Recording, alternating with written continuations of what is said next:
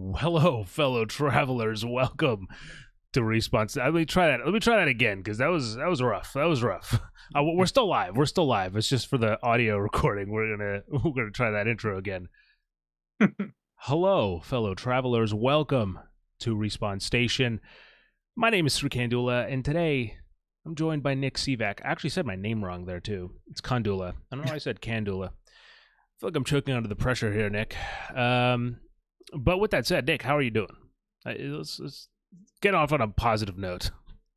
I'm doing all right. I know you had a nice week away, so I mean, Yeah, how'd you do? took a nice trip to DC with some friends, Washington DC, and Yeah. got to do some touristy stuff. I got to see the 20th anniversary screening of Shaun of the Dead, which was really Oh, cool. nice. Big Edgar Wright fan, so getting to see that in Dolby Atmos was really cool and really loud. Blasted my ears Yeah, out on dude. some of Dolby those Atmos is like, transitions. yeah, it's heavy. Late by 15 minutes. I will say, we would have only been late by 13 minutes, 14 minutes if OBS did not crash right before we went live. I'm just putting it out there. Yes. I'm just putting it out I there. also have to apologize. I had to, do a little bit more prep for the show. Been bouncing around a couple things, so yes, we are unfortunately late tonight. But Yeah, no. you know what? Maybe that just means that we have to go an extra 15 minutes. I think Yeah. we might have to swing that.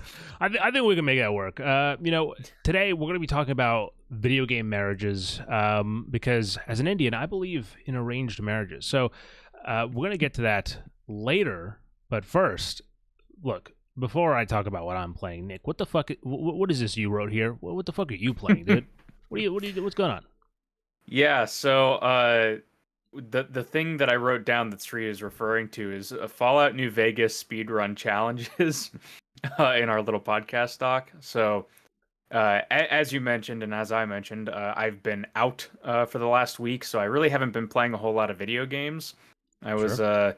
Yeah, did you take your Switch with you, or did you just like disconnected from the?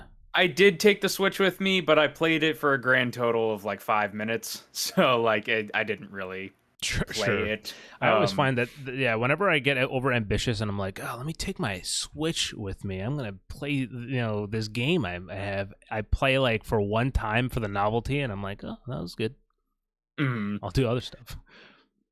Yeah, so didn't really have a whole lot of gaming time this week, but what I did do with friends are these Fallout New Vegas speedrun challenges. So this is something that my friend Declan and I came up with. Basically, I had the idea a couple months ago from watching Super Mario Odyssey speedrunners. There's a huge Mario Odyssey like community on, YouTube and everything, and they use like mods to play Mario Odyssey multiplayer and, all these different things. And they do these, they're all speedrunners, so they know the game really well, and they can make different challenges, around Sure. mastering the controls of the game and the mechanics, right? Right. There's like, they do like hide and seek and like, all this other crazy stuff. So I was watching those and I was very entertained by them, and I was like, what's a game that like I could do this with friends? And basically Fallout New Vegas was that game where it's like, okay, we all know the game, with enough familiarity that like if I were to, say go to this place or do this thing, we could probably make that happen. So a couple months ago, I played with Declan over the internet. Basically, he had a PS3 hooked up with New Vegas. I had my PS3 hooked up with New Vegas. And basically, we had this list of challenges. We both decided on one. And then at the same time, you start a new game, create a new character, and you start a stopwatch. And it's whoever finishes that task first wins. Yeah. So now, fast forward a couple months, we're all together in the same place. I have my, several copies of Fallout New Vegas and consoles to play them on. So basically, we hooked up LAN style and had two TVs going with two systems, two New Vegas, and we were doing some speedrun challenges in the flesh. So, basically, what that is, if I pull up my notes here. Let Let me grab it. I Where will is say, it? as you're pulling it up, so this is something that we like, I had wanted to do with like Austin and Alexa, because I mean it's kind of like what our stream until we beat stuff, but it's like, instead of Hmm. like, for certain games, for me I think Fallout 3 would be a lot easier, even though I'm still not like an expert at it. But like Hmm. my idea was like we pick an open world game and we have to get somewhere fastest. Or I had also proposed playing either like one of the from like Dark Souls or Demon Souls or one of the Souls, and the first to beat the first boss or something like that. So Hmm. in the same vein. Yeah. So, pretty much like I'll just give the example of the challenge that we started off with. Mm-hmm. So, I came up with like names for each of these categories and then like a short description for them. Sure. So, the one that we did to start off with was called Hoop Dreams. And basically, in New Vegas, in the town of Novak, there's a very iconic dinosaur Okay. building Yep. that you can go into. They use it as like a sniper post up in the mouth, but basically the mouth is open on this giant dinosaur statue. Mm-hmm. And the challenge was the first person to lob a grenade into the dinosaur's mouth would win. So Ah. basically, you're starting with fresh characters. You get to, build your character how you want. There's no rules on that. So if you want to put all your stats into agility so you can actually move faster, Right. or if you want more of a balanced approach, you could do that. You would have to find grenades. So, either buy them from a vendor, get them from loot from an enemy, or, of a location where they spawn. So you'd have to find that and then get to this dinosaur. And then on top of that, get the grenade in the mouths, Right. right? So basically, what this Is there ended up saves coming happening, allowed? we hadn't fully ironed out those rules. What we eventually ended up on was every 10 minutes you can save, but you wouldn't Okay. be able to like reload, auto saves like every 2 minutes, right? Sure. Sure. Sure. So for this challenge though, I was spectating while my two friends were, doing the actual challenge. Uh huh. My one friend, Declan, he was, I'd say he's a lot more knowledgeable about the game than like even I am for like, base level kind of stuff where it's like if I say go here, like he'd have a pretty good idea of how to do it without like a guide or whatever. So he was kind of off doing his own thing, grabbing grenades and heading over to the dinosaur. My other friend, Thomas, he was not quite able to do that. So Okay. he was just kind of off, getting into, whatever fights with people. Sure. Uh, so Declan gets up to the dinosaur first, on the ground level, gets a stick of dynamite, chucks it up in the air. It's just short of the mouth. And, no matter what, he had three grenades basically. And he was, he threw a second one, still missed the mouth. And it's like, okay, you're probably going to have to figure out how to get a little bit more height on here. Right. And this is where it got really interesting because as he was trying to figure this out, Thomas starts catching up. In the distance, you start seeing the dinosaur appear on the horizon, and it's like, oh, now we have a game going. Right. Now Right. it's Right. it's a race to try to figure out how you MacGyver Fallout New Vegas to let you accomplish this goal, which is exactly how I wanted this to play out. Right.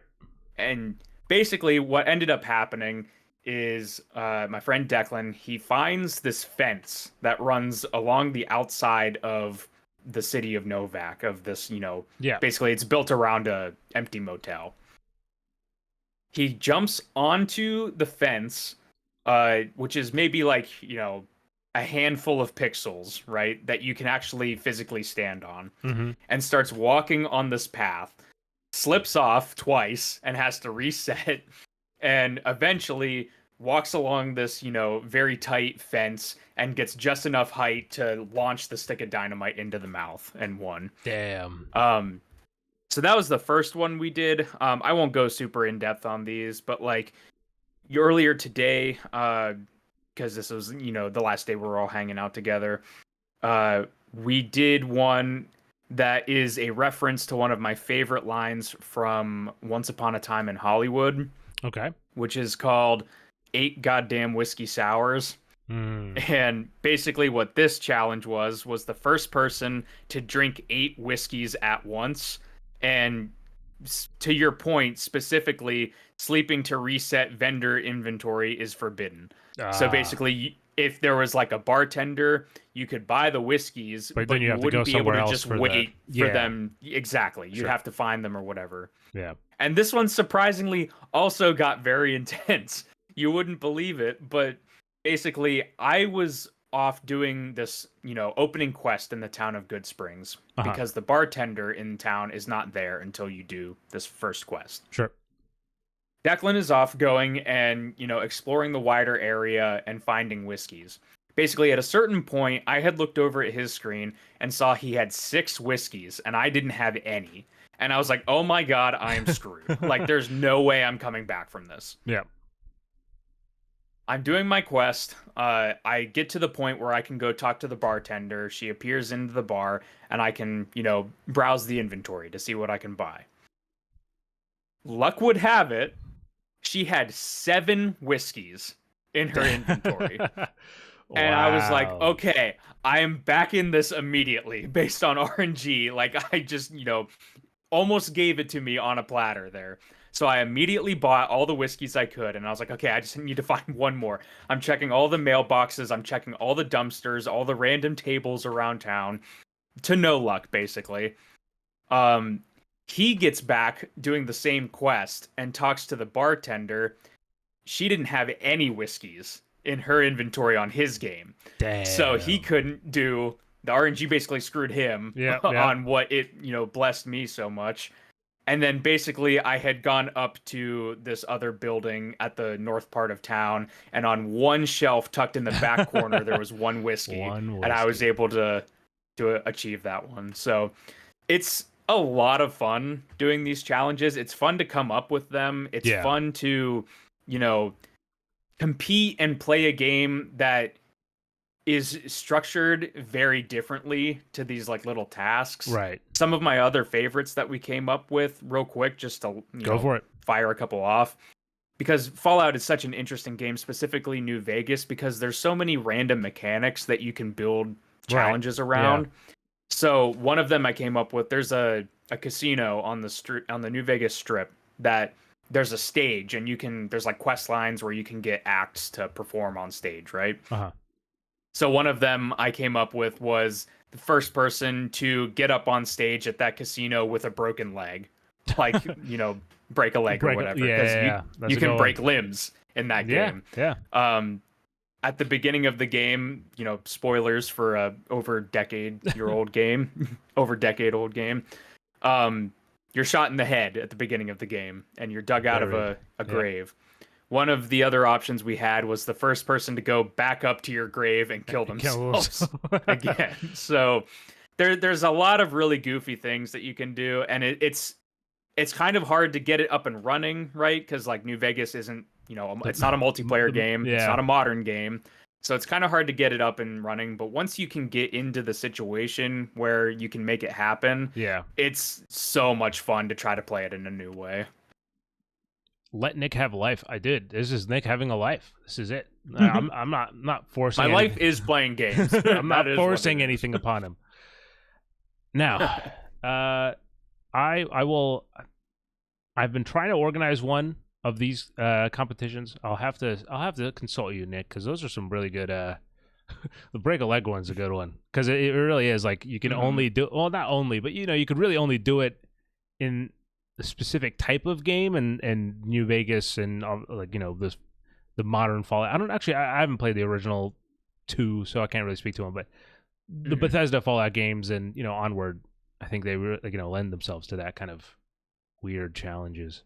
I feel like it's so fun. I feel like it could also. I mean, look, I'm just throwing this out there. I know you guys play Fallout 76 a lot. I feel like it'd be interesting to try to do that on a live, like where you're both on like a server and you're like, all right, I don't know what the challenges for 76 would be, but that would be the way. First to nuke Phil Spencer's house. So that would be hard, just because you wouldn't be able to get to him. But nuke a player's house, that would certainly be doable. Yeah. That would be a hard one though, because to launch a nuke takes a lot of resources, but Yeah. like even just like Well, a foot race, like I you were was saying, like just yeah. pick a spot and go is would be really fun to watch too. Yep, yep. Hello, Kevin. He says, "Greetings, Mr. Nick." Also, Hello. I think he says you look weird. I can't tell. Meh. It's all right. We all do. We all do. Now, with that, Nick, would you do the honors? Sri, what have you been playing? Nick, last month I went to my local game store and I had two games I was torn between, and I went with option B for Blood and Truth, which of course went on to become the first VR game that I completed, that I roll credits on. You can find out more about that over on RespawnStation.com. So last week I went back and I went with option C for Creed Rise to Glory. That's right, another VR game. I am living life in the Matrix, Nick, at this point. Now, look, I have spent, I've not spent, it sounds like I'm actually spending time, like living in VR. I've put 15 hours into Box VR, which is also a boxing-related VR game that's available on the PlayStation VR. And that is, I would describe that game as sort of like a Beat Saber-esque. So while it is boxing, and I did use it kind of like a workout because I would do it for like 30 minutes. That's how I got my hours up in that game. I would do like 30-minute workouts where I was just kind of go hard in the game, and it really does work up a sweat. So that worked. But that was, like I said, Beat Saber. You get these kind of these orbs floating at you that you kind of tell you if you have to jab or hook, whatever, and in what direction and stuff. So it was very by the numbers. And by the way, hello to everybody watching live. Retro Kevin loading. Hello. Now, Creed is a whole new animal, a whole different beast, because it is it is actually boxing. I feel like I can go box now. No, it is boxing though. Like, so you are actually against an AI. I would like, it's as like boxing, like the Wii boxing back in the day, but with VR and not even modern, because PSVR is pretty old at this point. It is like really really intense. Like, I thought the Box VR was a workout. I'm doing this thing and I'm getting my ass handed to me. Like, I'm like knocking people down and being like, okay, you stay down, please, don't move. Now, the general first of all, if you don't know already, Creed Rise to Glory is a VR adaptation from Survios of the I guess Rocky reboot or Rocky sequel spinoff called Creed, starring Michael B. Jordan. And in this game, you essentially are, I don't want to say you're reliving things from the movie. There are certainly elements that you'll recognize from the movie, but it is trying to essentially put you in the shoes of Adonis Creed as he's going through generally the idea of the movie, like the idea of having to train for a fight, going up through the ranks, as like starting as like a nobody and getting to the big guy at the end that you have to fight, your big opponent.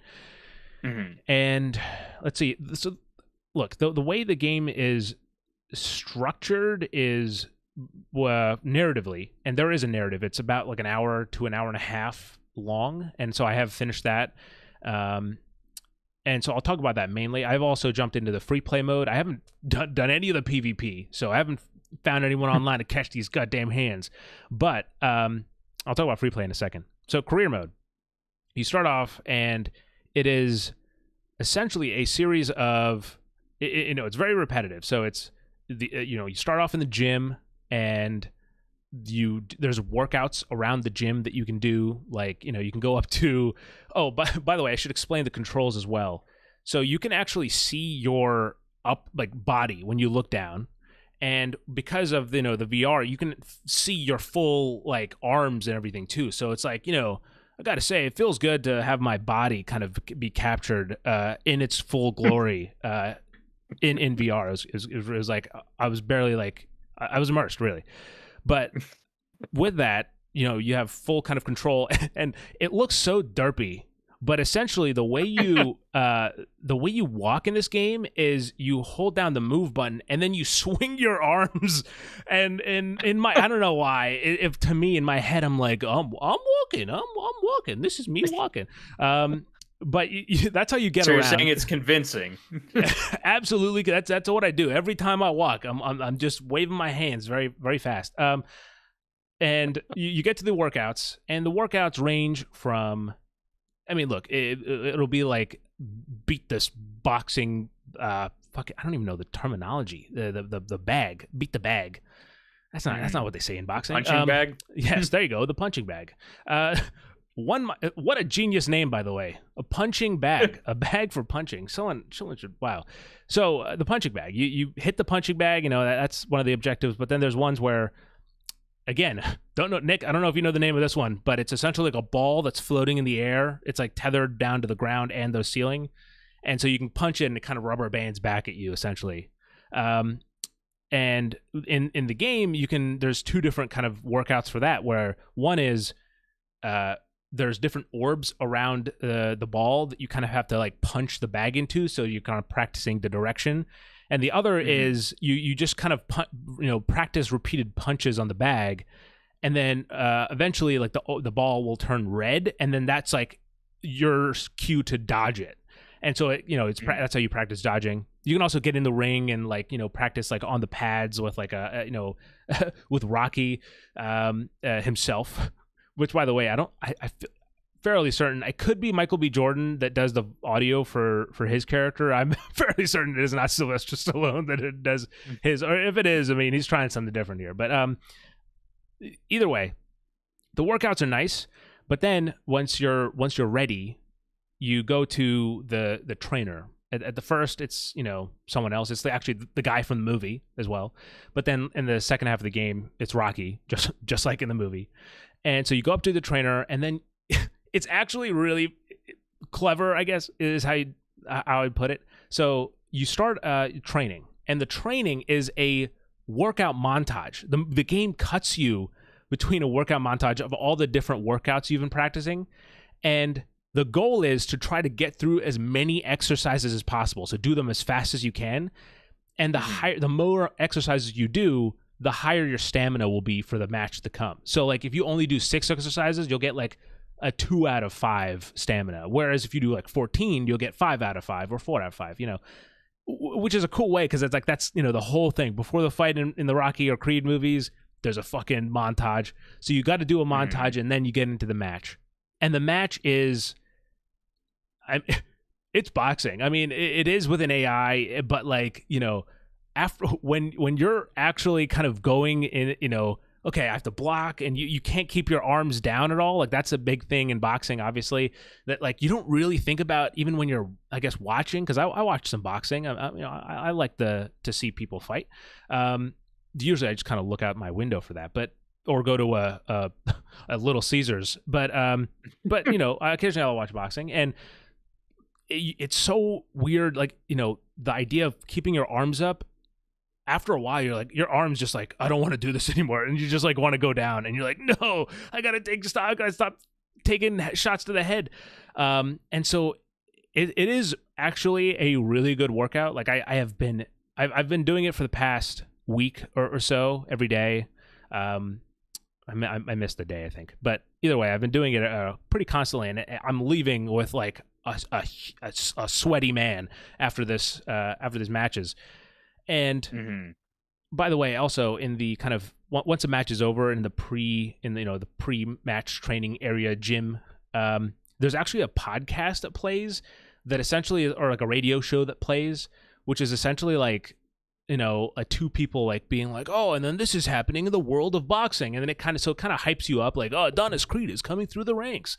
So that kind of thing is a nice touch, but fights are kick ass overall. I mean, and I'm not going to ruin anything, but like there's even, it's not all just boxing in the ring either. There's one so in Creed, if you remember, I don't know if you've watched Creed, Nick. There's I have not. okay. Well, okay. I'm gonna fucking ruin the movie for you. There's a romance subplot, all right. And in that, there's drama in that romance. Nick, would you believe? And so one of the points, one of the points of drama is that Adonis gets into a fight with with someone while around the female protagonist, and in the game, you wake up after, it's like you cut in after a fight and it has these dramatic title cards saying like 2 months later or 2 months before the fight, like those kind of things. And it's like, I think if I remember, it's like Rocky going like, dude, you don't look so good, kid. You okay? And then you're like, what happened? And then you get a voicemail from her saying like, don't ever talk to me again. And then you flash back to a street brawl. So it's not all in the boxing match. There's a street brawl as well. And if you go into the free play mode, you can actually so you can pick any of the fighters that you've faced in the career mode, and kind of fight them again on any difficulty. I played pro, by the way. I'm not trying to brag. It's just, that's what I do.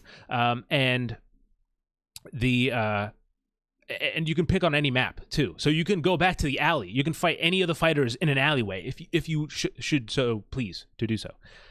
Now that all that is to say, I really like this game. I mean, look, it's very content focused, right? So I wouldn't say I don't think the game's selling anywhere for $60, but if it is, I don't know if that's the price that I wouldn't pick it up there. But for me, I picked up for like $20, 15, $20 somewhere in there. And it is a really it's both a good workout, and if you're a fan of Rocky or Creed, you get this really immersive way to experience what the characters are going through, and it is really faithful. Like I said, there's the montages I've been telling you guys about. Also, when you get knocked down in a fight, I've actually I'm watching the gameplay and it reminded me of this. When you get knocked down in a fight, you have 3 outs that you can kind of go down and come back up. But the way you get back is you're you essentially black out, and there's just you're far off in the distance, and you have to run back to your character, and so it's like you're rushing back into your body, I guess. But yeah, you're way. This is how I run. So hard your soul flies out. And look, it really is like the experience of being there is. I'm never a fool to think, oh, I'm fighting in front of real crowds here. But but Nick, did I raise my hands after every victory? Absolutely. You got to.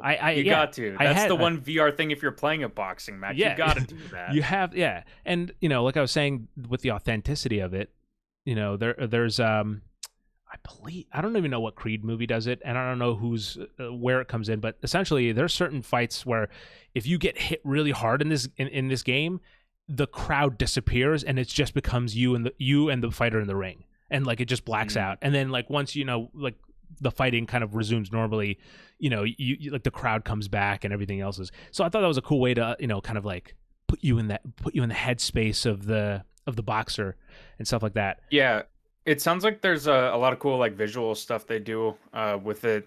The one thing that I'm curious about, Sri, is the fights themselves. Do you find yourself doing the same strategies on each one, or do they have any sort of different mechanics that kind of shake up your opponent that you're fighting, and have you switch styles while in a fight, I guess? So, yeah, no, that's actually a really good question, because there's with training you're kind of getting a different mix of some trainings are based on the combos, but others are just speed, just kind of get as fast as you can.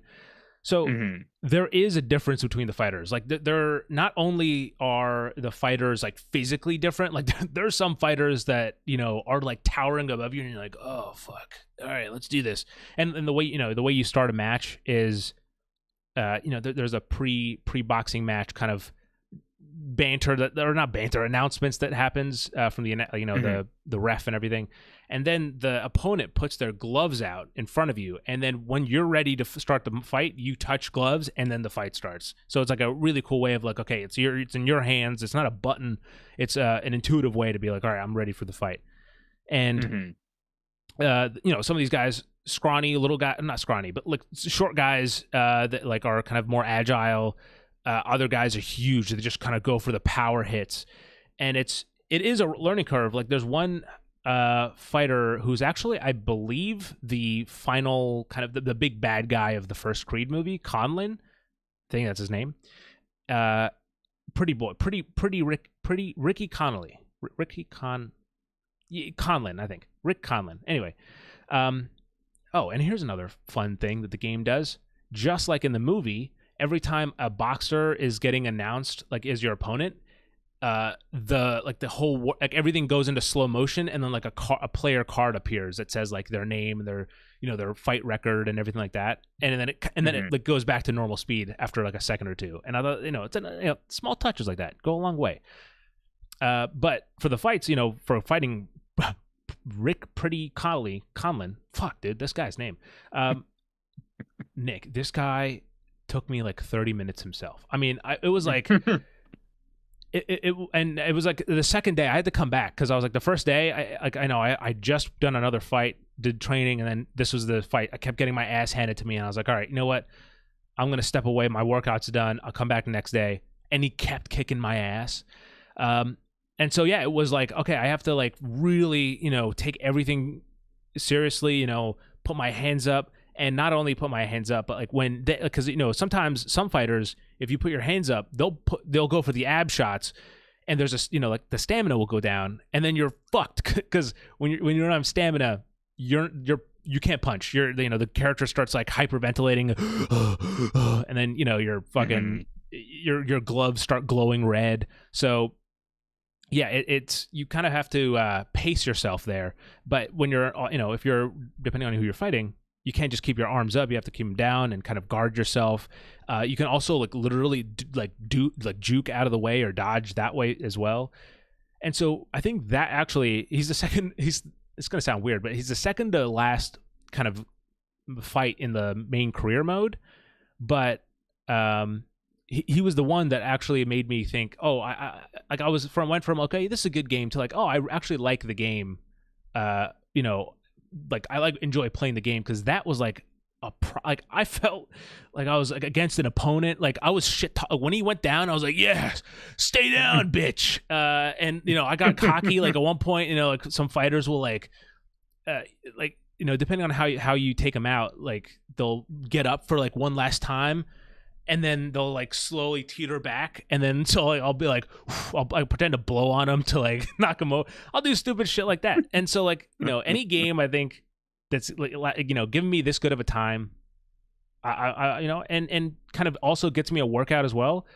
That's it's good in my books. So if you already added Blood and Truth option B to your to your playlist, then I would also consider option C, Creed, Rise to Glory. Are there more options on the horizon that you want to hint at? No, I didn't plan it. I did go back, and so the first day when I went the last month, it was actually Creed and Blood and Truth I was between. And truth be told, Blood and Truth was like $5. So I was like, sure. I mean, it's I'll go for it. And so I just went back, and I was between two games this time around either, but neither, like the other one wasn't VR.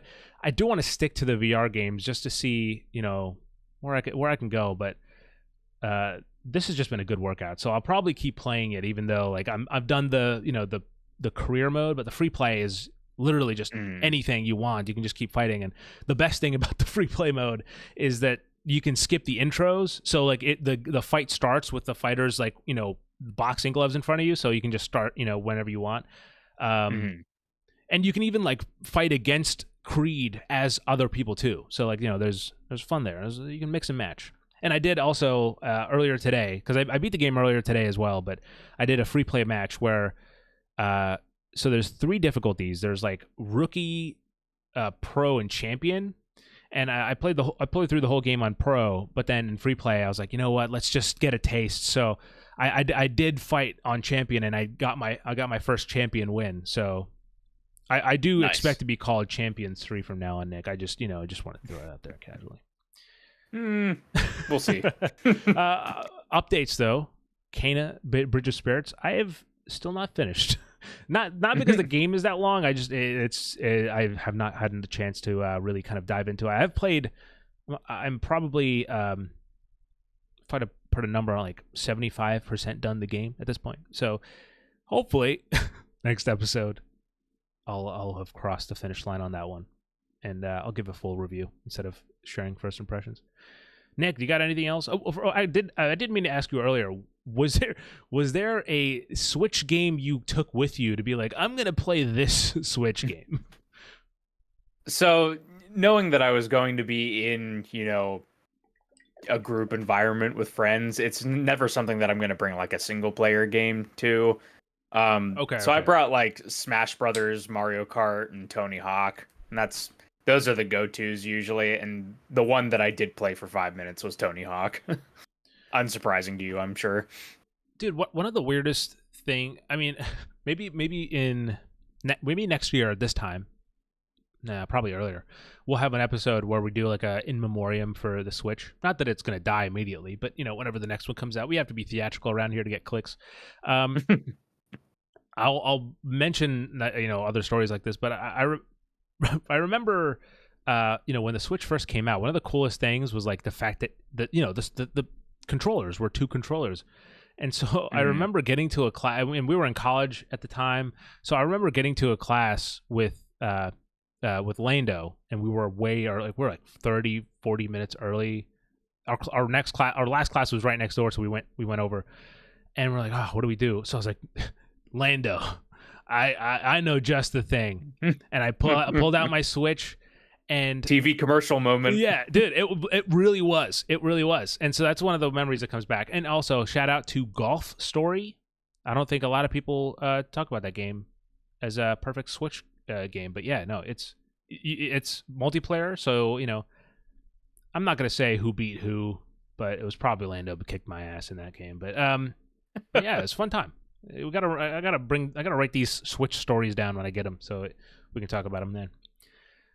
Yeah, definitely. Any other games you got on your docket though? You've been I mean, I know there's the big one that I think neither of us have actually played. So yeah, yeah. If that big one is our retrograde game, I still have not gone back to that. So yeah, I will need to be playing that a little bit more this week. But yeah, now as far as things that I've played, nothing this week. I will take this chance before we move on. I might have tangents to go off on, but I just want to say, over on watch.respawnstation.com, we have a brand new show called Cozy Cooldown. Every episode, Alexa goes and plays a cozy demo and shares her thoughts. The first one is all about Tiny Bookshop, and I gotta be honest, that's the pitch of that game is essentially: have you ever wanted to like quit your job, move to the sea or by the sea and sell books in a tiny bookshop? And I was like, that's kind of like perfect, honestly. That'd be great. So yeah, check out that. It's like a 30-minute video, and it's a cute little demo to check out. So a new episode of that will be going up every week in September. Right on. So yeah, in September we'll have something else cooking for October, but yeah, every week of September. So check it out over on watch.respawnstation.com. There you go. Little fun fact. Now, new shows left and right over here. Dude, I honestly, that's what I was saying. That's why I tweeted this. I don't know if it was melodramatic of me to do it, but I feel like we've been at I don't know, we've hit a state here. I mean, it's like everyone's like, yeah, I'm working on this. It comes out well. So, yeah, stay tuned for more exciting stuff from Respawn Station. Any other games? I'm trying to think. I feel like there's something, but it's all right. I'm sure I will. Oh, actually, yes. This is more of a tease. Actually, I was going to say next week. Now, there is a game coming out between this week and next week. I'm picking it up day 1. Austin's picking it up day -4, also known as tomorrow. Nick, are you picking up this said game? Yes. The day of which I pick it up on is up in the air slightly because as I was in DC, I spent a little bit of money on some games, and Sure. so Yeah. I definitely getting it.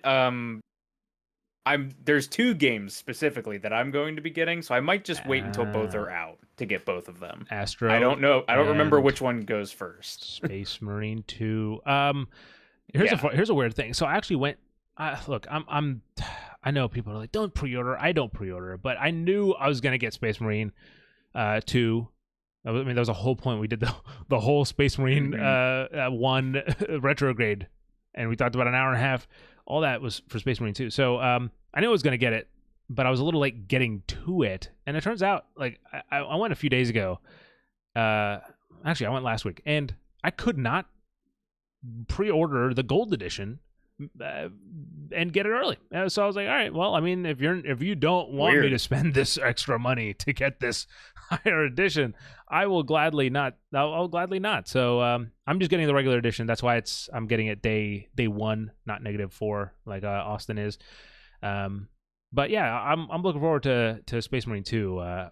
Yeah, my goal is to chip away as much as I can at Dragon Age, and then obviously I'm going to keep playing it until we actually get to recording that retrograde episode. But oh man, I'm ready. Yeah, we sure picked a great time to start a giant RPG when there's a ton of games coming out that both of us want to play. The listeners, I blame you guys, the listeners, the viewers who are watching every week. I blame you guys.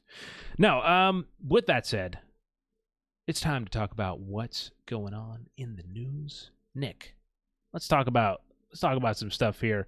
Do you want to actually here? Do you want to go to inbox first, or do you want to just talk about this these news? I mean, I can do some news if we want to first, seeing as give you a break from talking for a little bit if that you works need for it. me. If not, yeah, let's go. All right.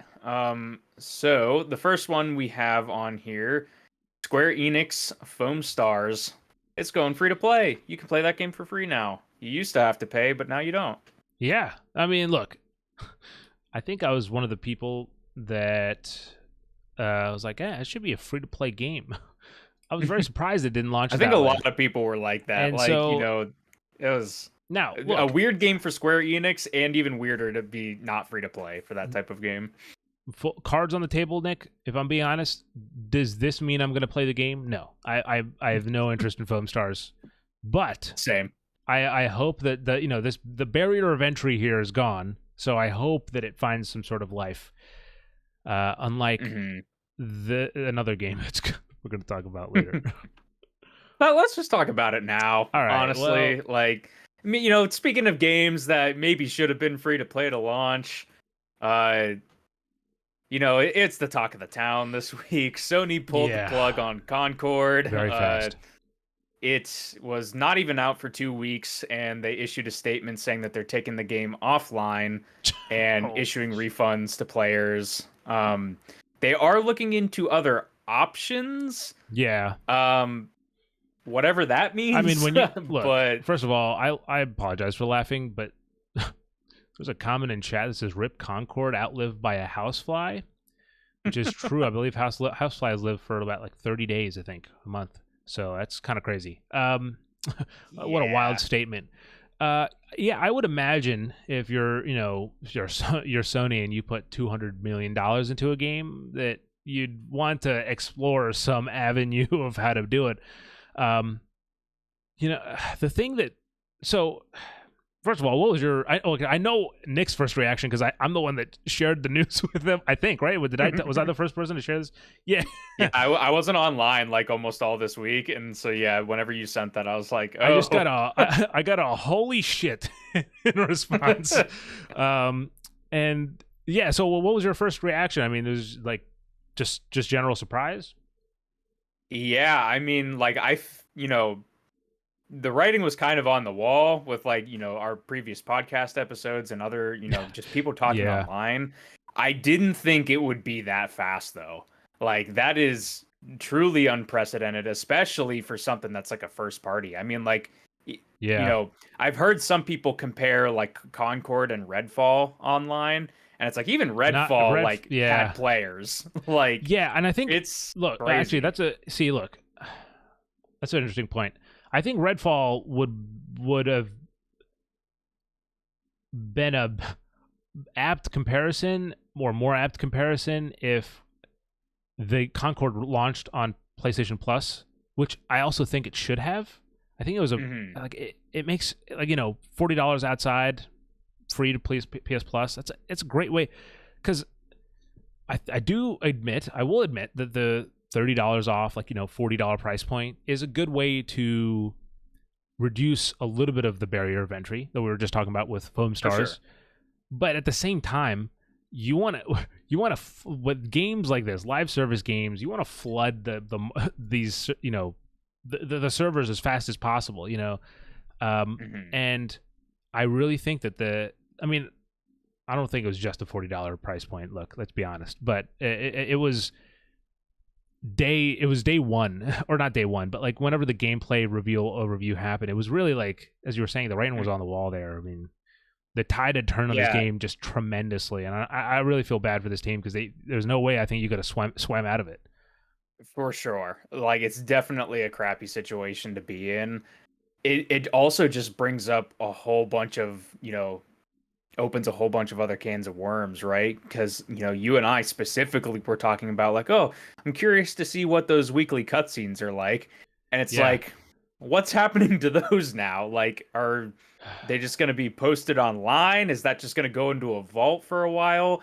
The secret level was doing Well, an episode on so Concord. Like, yeah, what's going to be the deal with that? that Like, was actually my first reaction was actually, man, the amount of writing that has just gone to waste was like, I know that's mhm. like a weird, it happens all the time whenever a game gets canceled, you get so much, but like, there, if you're planning a week, a new story content a week, every week, and that's a promise you're making, you have to Mhm. have a significant amount of them ready and backlogged prior to release, right? Like that's the logical thing, unless they were like, we're going off the shoot of, the seat of our pants, or whatever the saying is.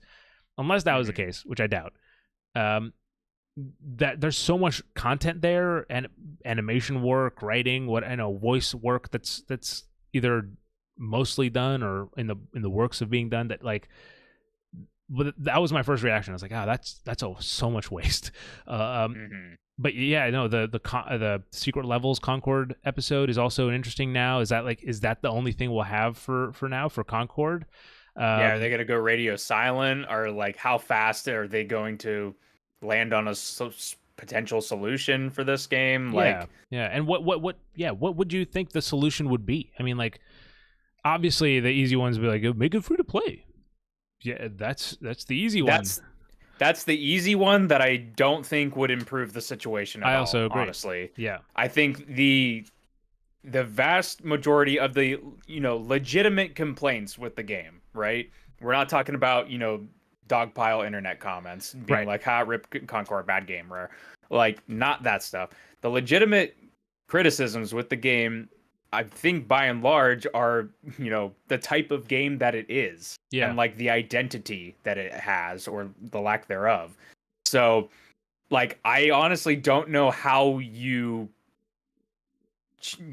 turn that around unless you significantly change the type of game it is, and that's going to be a significant investment uh on a game that's already had an 8-year development cycle and a ton of money from Sony. So it's like, I my pie in the sky theory would be like, hey, they're gonna go back and they're gonna fundamentally change the game and basically relaunch it at some point. But I don't know if at this point, if that's something even Sony really wants to do. I mean, there's just so much like weird vibes, right, with Concord in the social consciousness. So it's just like, you know, when you bring Concord back, like if it still looks the same, I mean, I feel like it's not going to win anybody over, really.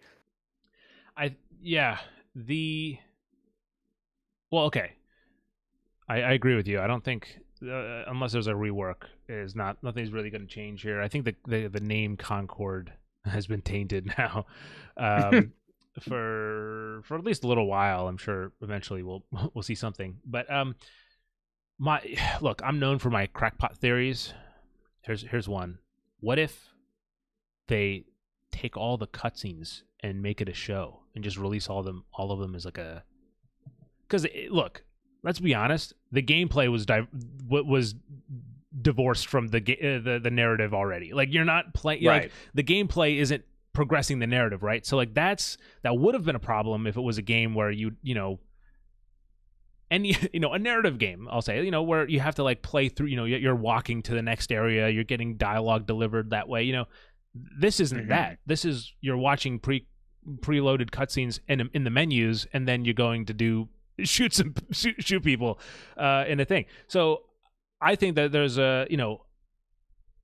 maybe a season of a season of some TV show, put it on Prime.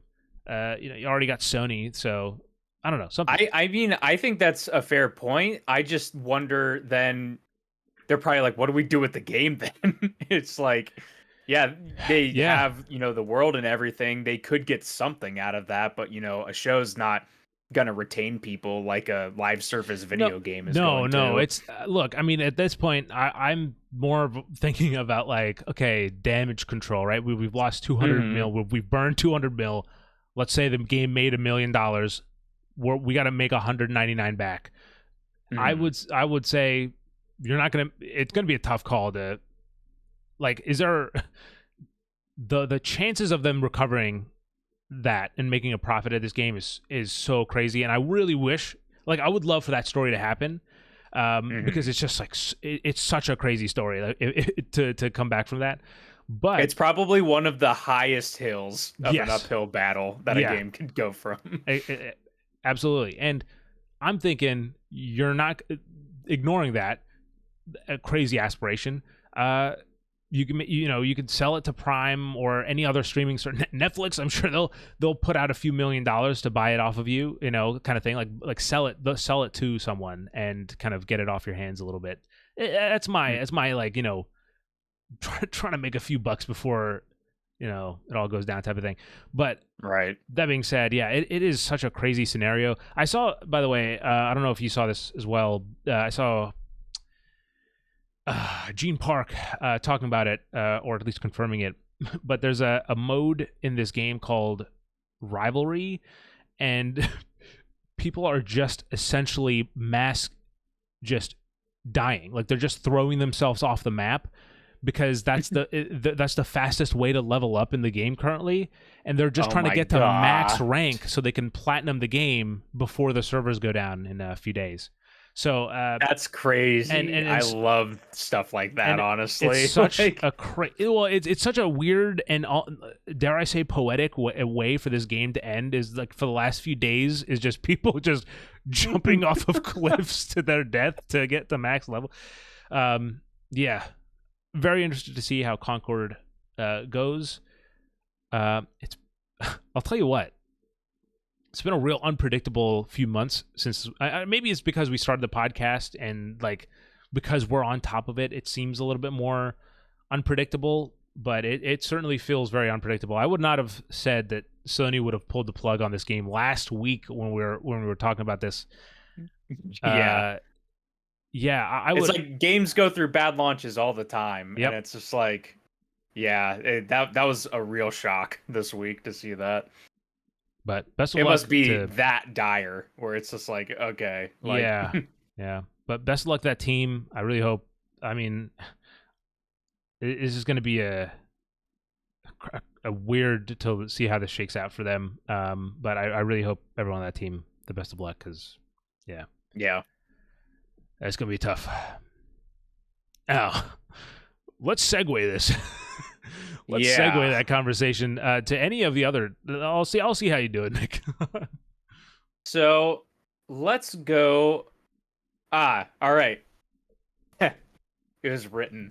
like this is scripted, Sri. So, speaking of another game with a bad launch that did turn it around, there's a new trailer for another No Man's Sky update today. There you go. There you go. Yes. Aquarius. This seems like it's a bit of a smaller update from the last time we talked about No Man's Sky, which had like a huge visual overhaul. Yeah. This is adding in some nice fishing mechanics and fishing, with Every your friends. game needs fishing. Some new water tech, some new gear. I saw in the little teaser trailer they have like a water jetpack and like these little rafts that you can take out on the water for fishing. But yeah, another No Man's Sky update. Nick, I was reading some comments. Go ahead. Do you think we could classify this as a retrograde game title? You think No Man's Sky is going to make that cut?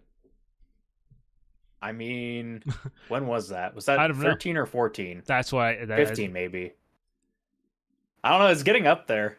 Actually, maybe around when Light No Fire comes out, it could qualify. There you go. But speaking of which, I was reading some comments, and people were pointing out it's just like they're probably just testing all this, new features for Light No Fire, and they're just giving it as free updates in No Man's Sky, and it's like, hey, if that works, why not? That's awesome. Yeah. So yeah, another No Man's Sky update, looking good. Let's see here. Sri, I know you like movies. Do you want to talk about some movie game news? Oh, Nick. So the Minecraft movie has a trailer. Have you seen this trailer? I have, dude. And I hate, you guys know, if you listen to this podcast regularly, you'll know I don't like talking shit. But man, what is going on here, guys? First of all, I knew that trailer looks so bad. So here's the thing, right? I knew that this movie was happening. I'm not like, I wasn't oblivious to that. But in my head, when I picture a Minecraft movie, it's animated, and there's all these actors like Jason Momoa and Jack Black as Steve, and I was like, Jack Black could sure voice Steve just like he voiced Claptrap, but no, this is like people being like Jumanji'd into the Minecraft world. And the result, and it's, this just gave me shivers looking at that. And it's so much green screen. They apparently shot this in Netherlands. Look, I'm sure they built out some like nice, sets and stuff for like practically to have the characters interact with. You can see some of that stuff there. But so much of it is just green screen looking, at the very least. It's green screen CGI, like you're in front of a screen. Like there's such a big disconnect there just from the trailer of like, I'm a real person who knows that those are real people looking at not real things, and they're not. You can't. There's nothing in this trailer that's going to convince me otherwise. It's so weird. The CG is so like uncanny valley. Like it doesn't, like it's reminiscent of Minecraft, right? But it looks nothing like. It's so weird.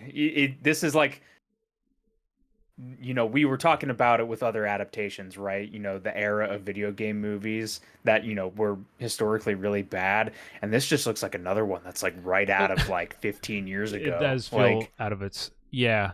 I mean, I don't have a problem with the idea of the narrative, I will say, because it is very easy to go with like any video game adaptation that's like, like this, to be like, oh, you get into you're transported into the world.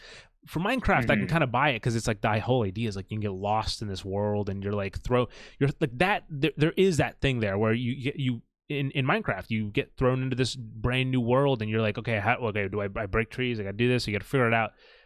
I totally get that. I think that the better version of this movie, not that it's not out yet. I want to I want to put my legal disclaimers out there, but the better pitch would have been to, okay, it starts with real people again. It's the Jumanji plot, and somehow, some way, their computer gets tethered. There's a freak thunderstorm, and the Nether portal opens up, and then these random strangers get put into this, get sucked into this Nether portal, and they end up in the world, and it turns into a fully animated movie. Would have been so much better, because then you can still have the actors, and you get the screen time in the start where you're like, oh, that's Jason Momoa. So for the rest of the movie, and he's like, wee, doing that stuff, you'll know, oh, that's really Jason Momoa doing it. I love Jason Momoa, by the way. I wasn't trying to make fun of him, but like yeah. Go ahead. I was just gonna say, like, it just popped into my head when we were watching it. Like, it gives me like Spy Kids look. Like when I watch the trailer, like Sure. As far as the like human to CG kind of blending, it looks so weird. I'm always confused when movies like this happen, because it's like from my perspective, right? As somebody that played Minecraft when I was younger, when it was like, pre 1.0 and then a little bit after 1.0, a lot of us have grown up with that game, and like we know how it works, right? Yeah. Like you said, you're plopped into a world and you go, you mine, you craft, you build stuff, you survive, right? So like the logical thing to do would be like, it's kind of a survival movie. It mimics the gameplay. Like maybe we just, wake up, washed ashore one day, and we're following this person or Steve, like trying to build a house, learn the ropes of the world or whatever. That sounds to me more engaging, but then obviously you have to make it for kids, right? And I don't think kids would really care for, a survival movie or whatever. So it's just like a gritty but survival like drama. was this the solution? Like I don't know. Now, to their credit, I do think the CGI in the actual when it's just CG is actually nice. Like I mean, it kind of has that Detective Pikachu like Pokemon CGI where it's like that's a good comparison. A little, it's like I didn't think of that. Hyper real, but you also know that it's not realistic. So it's like they're taking something very not real to make it super real. So there's certain shots and stuff in the trailer that I actually think are look decent. But yeah, it really the real people in there is the thing that really takes me out. And I think that, and this is, I'm not saying this is a challenge. I would probably say, if anything, I'm seeing into the future here, Nick. This movie comes out next year, based on the insane projects that I've seen Minecraft fans take up. Like recreate entire cities and stuff. I would imagine it's not a tall order for someone really talented to take the audio track of this movie, shoot a new movie in Minecraft with mods and everything, because there's some genuinely super cool fucking mods in Minecraft that make it look, honestly, probably like, the CGI in this movie, to be honest, if you get the right, if you ever have a strong enough computer, and reshoot it to be, again, you can still have all their voices. Jack Black is still Steve, et cetera, and that I feel like would be so much more entertaining and so much more interesting than this movie and again, this is a teaser trailer, but that as it is posing to be in this trailer here, of like these people finding Steve and Steve and yeah. Also, my last nitpick about this movie, and I don't know why it really irked me, but it's called a Minecraft movie, not the Minecraft movie. So it's like, what do you like? At least make it important. Like it's not just it's a Minecraft movie. Like no, at least make it like, have you heard about the Minecraft movie, or have you heard of a Minecraft movie? Like what is going on, guys? Come on, like let me. I will gladly come and brain shop or workshop these things with you guys, please. Yeah, the only thing I texted a buddy of mine and I said, I'm so happy Fallout made it through as good as it did. Man, we're dodging bullets, dude, left and right with the adaptations right now. And the crazy thing is, I was, if you asked me last year, oh man, I think video game adaptations are on the up. Like it seemed like people had figured it out, you know? Everyone was like nailing video game adaptations. Gran Turismo, the Twisted Metal, Last of Us, obviously this year Fallout. But then Borderlands, and then just the trailer for this. Look, by the way, Jack Black, I don't know what you're doing over there, man. How are you picking these movies, dude? What's going on? How is it you've got two back-to-back video game adaptations that somehow just don't get the source material? Anyway, and he's a gamer. That's why I'm surprised. Anyway, then we have these two projects that really like deflate the bubble and like, oh, actually, maybe we're still figuring it out. Yeah. But maybe in some more promising news, Yes. Remedy announced a partnership with Annapurna, first of all, to co-publish Control 2, which maybe isn't the biggest surprise because Remedy kind of bounces around with publishers a lot. They try to self-publish when they can. They get around. But yeah, they worked with Epic, they worked with Microsoft, you know, they worked with 505, so they go around a good bit. But Annapurna apparently is going to be co-publishing Control 2, which has been announced previously. But that is now the path that they are going forward. And then also, there's possible adaptations in the works of Control and Alan Wake to TV and or film, which would be very interesting. Because Remedy obviously, famously, does a lot of live action in their games. I mean, some of their games are practically just, they have TV shows baked into them. You know, I mean, yeah, Quantum Break is, you know, pretty much a mix of that. Yeah. And so to get like an actual, you know, Control would be interesting on one part because that's a world that needs a lot more development. And so there's a lot of different ways that they can do that. Yeah.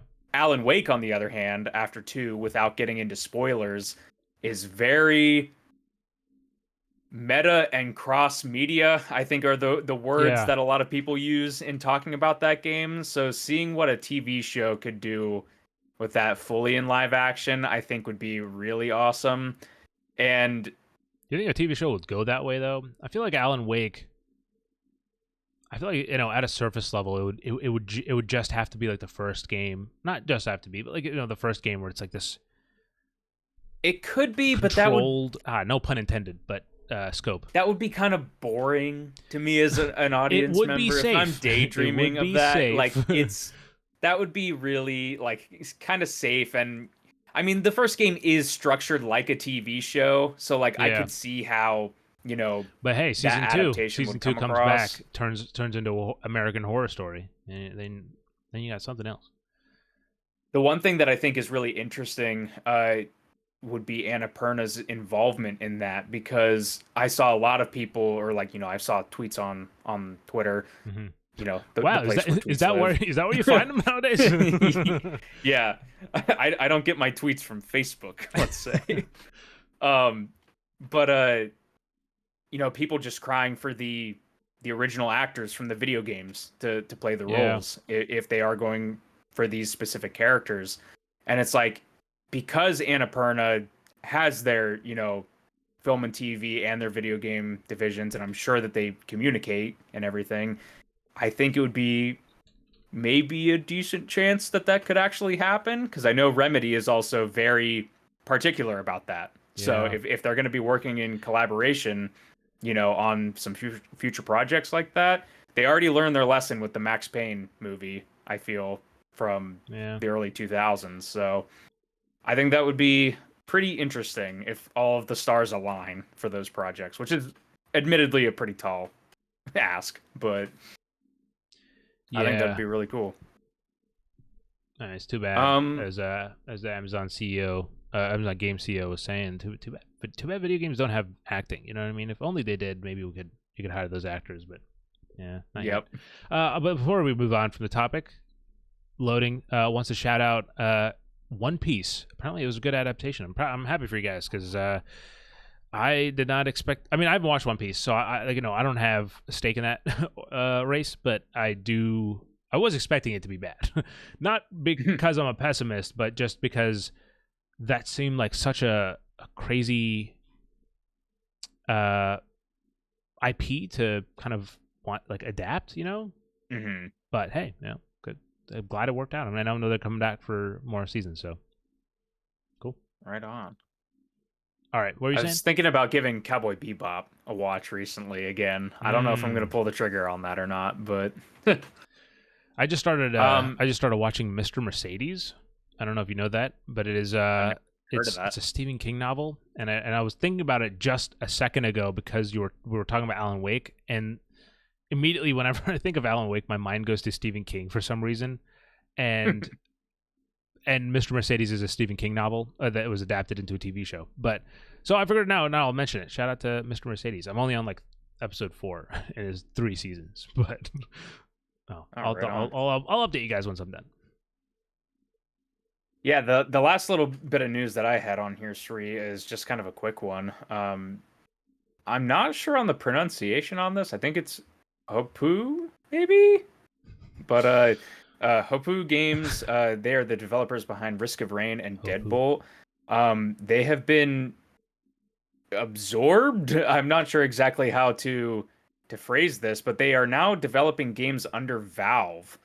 Oh shit. They had a unannounced game called, or maybe project named Snail, that they are no longer going to be developing. But they're going to be working on something under Valve, and it seems like recently Valve has been I mean, obviously they're officially kind of unveiled their Deadlock game. Yep. Which is in closed alpha right now. And somehow more players than Concord, as the internet loved to point out. Right. But yeah, always intriguing when Valve pops up in the news for something that isn't just like, they made a boatload of money on Steam. Yeah. No, dude, I don't know how Valve is one of those like crazy S tier developers that just like, how do they do it over there? What are they smoking? What do they got? How do they consistently, actually, I guess consistently, but not like regularly. You know what I mean? There's a difference. Not regularly, right. But whenever they do make a move, it's like, oh, they did it. They somehow, like, I'm not going to play Deadlock. I don't have any interest in that genre. Same thing I said with Concord. I don't have any interest in that genre. But and it's cool that, people seem to like think it's hitting all the boxes for them. I've actually watched some videos on Deadlock recently, and it's like, I really like the aesthetic of that game. Yeah, the aesthetic that they have going on. But the same, it's just like, I look at the gameplay and I'm like, man, this just doesn't look like I would have a lot of fun playing it, unfortunately. Yeah, I had the same exact thought. I was watching Lyric play it, and I was like, oh, okay. But then the game has BioShock Infinite sky rails. Yeah, nobody else has been putting sky rails in a game, and Deadlock has them. That's got to count for something. No, well, Nick, I have to be honest with you, dude. You stole 2 of the inbox items from me, man. So I did. I've been gutted here. But it's okay. I have 2 items, so it's not a full episode of the inbox here. But it's okay. We're gonna get through it, nonetheless. So first thing, here's just a fun one. So there's a game called Crusader Kings 3. Nick, you heard about this one? Well, I have heard of Crusader They now have a little free comic book available on the Crusader Kings 3 website. It's short. It's like 10-15 pages, I think, but it's essentially, it has artwork from Simone Ragazzoni, who did Dune, House Corino, and Cyberpunk Edgerunners, and Ellie Wright, who did Disney Villains, Cruella de Vil, and Survival Street. And it's based on the story by Stu Taylor, who did Octobriania and the Underground and Warhammer Monthly. Some of those names will mean a lot to some people. But essentially, this free comic book is a tie-in prequel to Roads to Power, the upcoming DLC for Crusader Kings 3. And essentially, as they say it, Many Roads to Power charts the rise of Basil I Macedonian, who served as emperor of the Byzantine Empire between 1867 and 1886 AD. So, again, check it out. It's on the website. You can download it. I downloaded it for free. I haven't read it yet. It was right before the podcast, but that's a free little thing for you guys. Next one, the only real item on this week's inbox. And what, Nick, look, dude, if I had one shot, I gotta make it count, and I think I got a good one. The game, ladies and gentlemen, is called Altered Alma. Now, this is a cyberpunk Metroidvania with RPG elements, and along with this stylish new trailer, they also launched their official Kickstarter, which, by the way, congratulations to the team, because they already smashed that shit. Obviously, that is not nice. That is not an excuse for you to not go support the game. You can definitely go now. Again, Altered Alma, and and pitch in, back the game, get the game for yourself, pretty much. Or if you want to test it out first, you don't want to bite the bullet too fast. There's actually a public demo of the game that you can play now on Steam. But in this game, you play as an ex-mercenary, Jack, as they fight their way through the cyberpunk-style streets of Neo-Barcelona, taking down ruthless gangsters and mechanical horrors. Honestly, the game just looked awesome. I'm not even a Metroidvania fan, but it's one of those games that it caught my eye, and here we are. Yeah, it has an awesome-looking animation style, and I am liking what I'm seeing with the combat. The combat, yeah, exactly. So the game will launch in Q4 2025 for the Nintendo Switch, PlayStation, Xbox, and Steam Deck. Look at that. What did I say? Shout out to them for including it. More people need to include the Steam Deck as its own console, people, because it is. But yeah, that's been pretty close. Next year. Yeah, I know. And that's been your what? Hold on. I'm discovering something live, Nick. Hold on. Breaking.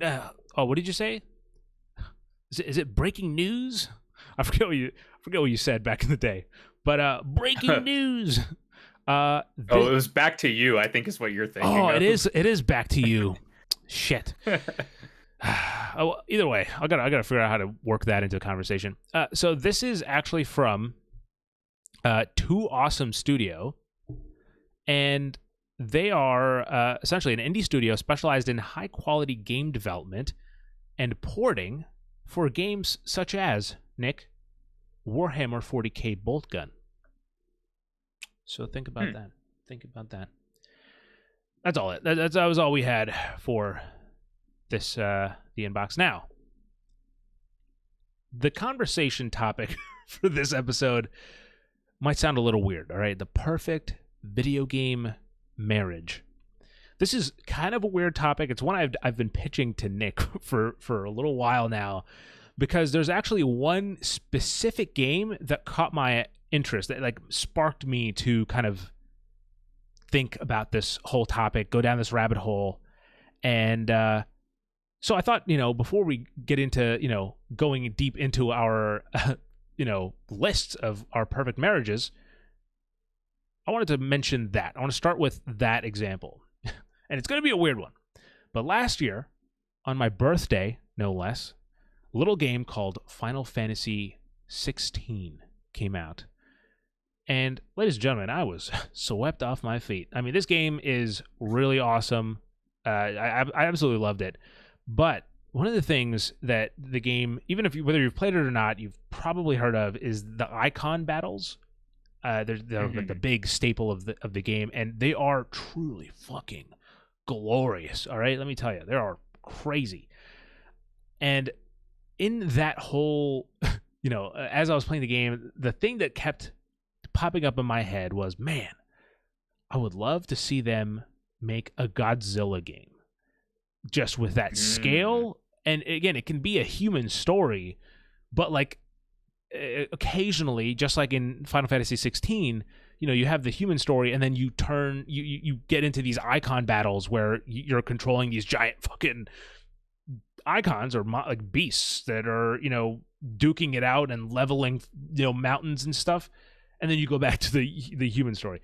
So I thought that'd be, and we are getting currently a few in-universe adaptations. Obviously, we cannot forget Kong Skull Island or whatever. No, what was it called? Kong Rise of Skull Island, something like that. Came out last year. But later this year, there's actually a new one Skull Island: Rise of Kong. Yeah, Is that it? that's the one. That's the one. I think I accidentally named the movie, but there's a new Kong video game coming out as well, but it's like a 2.5D side scroller that's actually like set between I think the last two Godzilla and Kong movies. But anyway, with that, I would have. That's my thought. I would love to see a human story. You know, someone like the first Godzilla movie from 2014, for example, the reboot. You know, it's like this human story, but then instead of cutting away from the action every time Godzilla comes on the screen, you just give players the control of Godzilla and watch him fucking wreak havoc on these Mutus, dude. Yes, that's a pipe dream for sure, though. Creative, by the way, Creative Business Unit 3 and Godzilla. That is the marriage, the first marriage that I am proposing. A pipe dream. So we should just, use that as the example, right? So like when we say, gaming marriages, this is going to be a conversation largely about you and I, hypotheticals and dreams. Hypotheticals, dreams, and just kind of proposing interesting things that we would like to see happen, right? Yeah. Regardless of the feasibility, regardless of the, That's how realistic it would be. Just cool ideas and things coming together. And that I you think and I would like to see. Honestly, if anything, the coolest thing to come from this conversation, I think, would be ideas for things that doesn't have to be those people that pick up. Like again, we each have some games that and some marriages that we're proposing, and it would be awesome if some other team that's not Creative Business Unit 3. By the way, what a name, huh? Creative Business Unit 3. I love it. There's another title that kind of made me chuckle as I was writing this, putting together this list. But it doesn't have to be Creative Business Unit 3 that does this Godzilla game. It could be anyone else that just takes the formula of what they were able to do with Final Fantasy 16.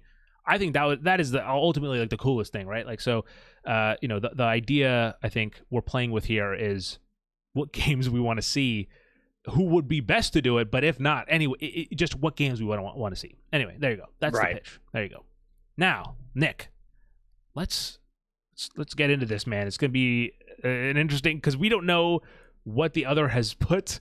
It's going to be first reactions. These can come in a couple different forms too, right? So like on our docket tree, basically, I just wrote down a couple of like hipfire things that this could be. Sure. It could be studio collaborations, sort of like what we saw with like Rage 2, where, you had id Software and Avalanche Studios, them coming together to create, Rage 2. Those, I think, obviously fit into here. Different auteur directors working with different franchises. One of my favorites, obviously, I've mentioned on here before, is Suda 5-1. I could imagine any number of games with, him at the helm and how crazy that could be. So this can take a lot of different forms, basically. I'll probably start off with one that I would, as me personally, I probably wouldn't be like, this is like, a must play for me right this second. Sure. But it is perhaps one of the biggest ones that would be on my list as far as like cultural relevance, let's say. It's been desired for a long time in the fighting game community, but getting to a Street Fighter cross Mortal Kombat situation where you have NetherRealm and Capcom coming together, and these two juggernaut franchises of fighting games coming together. Capcom has mixed with other studios before, like with SNK primarily, things like Capcom versus SNK, and there's even been Street Fighter versus Tekken and all that. So the one that seems to just slightly miss all the time is Mortal Kombat and Street Fighter. And I think, if that would be on the cards in the future, I mean, I think fighting game Twitter would just like annihilate itself. But B, I think that would be a huge just cultural moment to have these two juggernauts go together. It's like a Batman v Superman or something like that. Yeah. Like Mario and Sonic at the Olympics, like crazy stuff. That would be a crazy collab. I mean, just and it's see, like Oh yeah, I mean, seeing the two, I would think that the art styles would have to be distinct still. Like the characters would still look like they're from their own Hmm. universes, and yeah, seeing how that would come together would be very interesting to see. Yeah, it would be such an interesting game too, right? Because you would get like, Mortal Kombat does tend to lean more on the realistic side of things. Like I say that fully well knowing that there's, robots and mutant creatures and everything like that in Mortal It's Kombat. But grounded like though. they try, yes, they try to ground it with as much, for lack of a better word, ground as they can when you're, skipping rope with somebody's severed spine, right? Yep. But Capcom, on the other hand, they have the stylistic flourish that I feel like a lot of modern Mortal Kombat doesn't really have. So if you get these like this hyper actiony gameplay of like a Street Fighter, but also you're seeing like Ryu get like a fatality Right. or something in the Yeah. game, like it would be such a crazy combo mashup kind of game. One day. But yeah, like as like a more modern slash casual fan of these games, it's like, would that be like, my number one game and desire? No, but I do think that it would be just a really awesome, marriage that has kind of just been evading this era of crossovers and multiverse and everything. I feel like what are the odds that a Tekken and Mortal Kombat would happen before? I don't know. Like, would that be easier? You think? I don't know. I don't know if there's any I don't easy know. ones. Because I mean, look wise, I guess it's easy, but also, I mean, the character design can be Hmm. changed. It's not really that the game changes, and I Yeah, I think the biggest yeah thing with the Street Fighter and Mortal Kombat is the vibe. Like Street yeah Fighter, it kind of has a more upbeat vibe, even though it is all about street fighting. yep. It has more energy and more, It's more kinetic. It's hip and cool. fun. Yeah, and Mortal Kombat, like, it has its own brand of fun, but I feel like there would be a bit of a clash there. Yeah. But again, that might make it even better. Who knows? Now I have okay. I will tease this. I have one outrageous one that I'm sure, like, it's gonna be a wild card. I'm gonna save it for last though, but I'm gonna go with another easy one. I might have even mentioned this before on the podcast, but that is IO Interactive and Mission Impossible. It was Ooh. Hitman 3 that made me kind of uh, come to this conclusion or want this, and it's literally the opening of Hitman 3. There's you are entering this essentially like you're on a skyscraper and you can see the the the clouds and the tops of buildings around you, and as you're walking through you have a parachute on and the music starts going. I think there's music, but either way there's like you can hear like the that's wind, by the way, for anyone who's wondering. Me blowing on the mic. And it's like this super like intense cinematic opening, but then even it gets cooler because then once scale the building and get to where you need to, you go through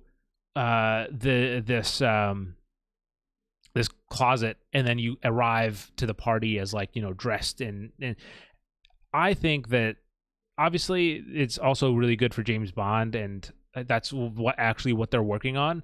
Hmm. But I also think that everyone's focused on James Bond, but I don't think people understand that IO has some really cool scaled ideas, like, and I would love to see them, in a really I don't know, just a really immersive Mission Impossible story. They're also good at like writing that like complex weird drama stuff that's like secrets and like hidden world, all that stuff with Hitman. So yeah, I think I Hmm. would love to see IO make a Mission Impossible game. The only thing, I mean, yeah, even stealth. You can have stealth in a Mission Impossible game too. They Oh, for sneak around. sure. They sneak around. But then you'd also have the shootouts, which would be I nice mean, as you well. have that sequence from the first one where He has to you're go lowering into down through yeah. the lasers and stuff. Yeah, I mean, it writes itself. Yep. I was gonna say, Sri, keep the Hitman gameplay queued up because I also have one with IO Oh Interactive. Funny shit. enough, Okay. um, I didn't exactly go the Mission Impossible route. I went the Oceans route. I think IO doing an That is another, Oceans yeah, that's a good one. adaptation would be awesome. I mean, selfishly, I'm a big, That's a good heist one. kind of, genre fan. Right, right. And so I really love the Oceans games. And I think IO's specific brand of gameplay and, style from like a visual standpoint would benefit like an Oceans game so great. Like you get the levels of a Hitman level where you have, you know, countless ways of how you accomplish your task. Yep. Primarily staying in stealth, but you can go loud if you want. That's not really a part of Oceans. It's not really like, guns blazing and all this, but I think, the things with the disguises, getting into like different areas of a level, being able or just to, like if it's play, like a like I think multiplayer it would game. make it more interesting actually, like because then you'd have like you'd plan it out and then you can like decide on how to go in. It's not just like because a Hitman is the almost proceduralness of it of like, okay, I go in and I figure out what's going to happen and where I'm going. But to be able to be like, okay, this person's there, I can move around little things, be like, okay, I can go this way, and yeah, that'd be cool. And it's almost kind of funny how similar like a Hitman level would play to a heist, because you even have that. As far as I'm aware, I've played a tiny bit of the new Hitmans. I've wanted to get to them at some point, but like I just haven't found the time for it. But from what I have played, it's like you go in, you do your hit, and then there is like a bit of an escape sequence, right? Where you have to get to like an extraction point or whatever. So like even just like, building mechanics around that, like you get to the take, but now you got to get out, right? Yeah. So I just think,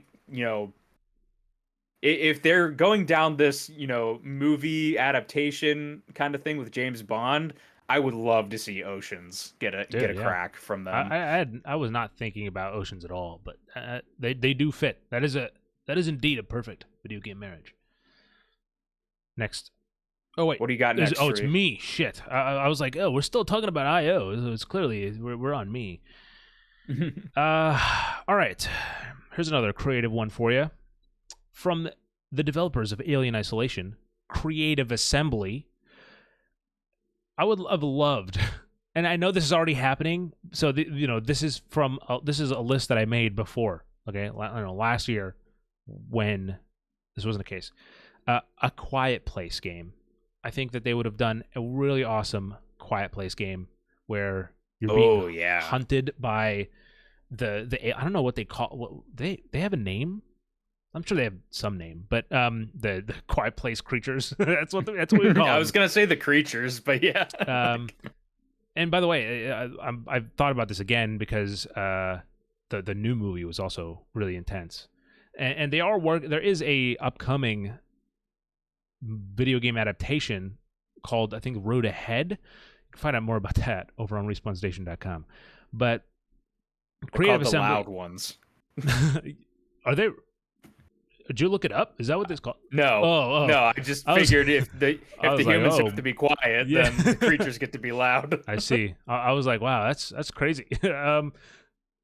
Death Angels. That is right. They're called Death Angels.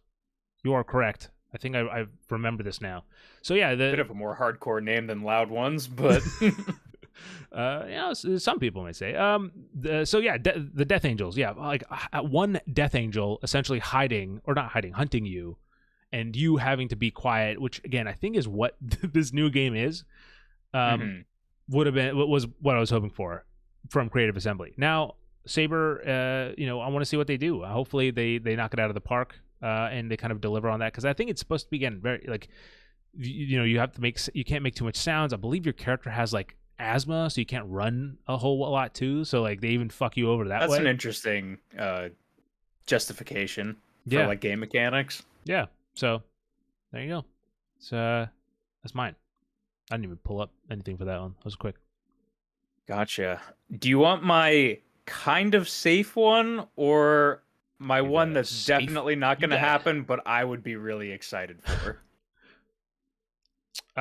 You can go for the crazy, the excited for the better, the exciting one. Yeah. Okay. This one, a lot of people I don't think would be happy with this, but selfishly, I do want to see this. Uh, it would be a From Software developed Legend of Zelda game. You Um, wish. You fuck. I yeah. Yeah. No, that's crazy. Obviously Dark Souls, I don't think it's, crazy to say that it wears Zelda as an influence on its sleeve. Yep. From the fantasy world, specifically old Zelda, where it might not hold your hand. It's very cryptic in many ways. Semi-open world, go explore and then go into like dungeon-like castle Yeah, no, environments, it right? does line So up, especially because I mean, yeah, like you're saying, it is the harder. Like they are known for being harder, like those the mhm. older uh, Zelda games. Yeah, and I just think with pretty much my favorite aspect of modern From Software is their environment designs and their creature designs and all that. And so I would love to see a From Software interpretation of classic Zelda like species, like Mm, what a From Software Goron looks like, what a Zora looks like, what a Stalfos, the Skeleton Warriors look like. You know, if you're playing as Link, almost like a Sekiro type, where you're like this one character rather than a created character, right. but then like it having that like From Software like oppressive nature to it, like I think Mm, about that from time to time, and I'm like, man, that would damn. be such a cool crossover. Like if they were able to do like an exclusive game, because From's done that before. They do, Yeah. Bloodborne is exclusive to PlayStation, Yeah. so Yeah. that would be that's one that sticks out in my head where it's like I don't think it would happen. And honestly, I think if you know they were to come out and be like, hey, we're making a From Software Zelda game, I think a lot of people would just be like, why isn't it Dark Souls or Elden Ring or Yeah. something? Like, why shoehorn yourself to The Legend of Zelda? But just like as a fan of both of those franchises, it's just like the mind just wanders when you think about that stuff. The boss fights with they would be so insane. Dude, They would be so cool.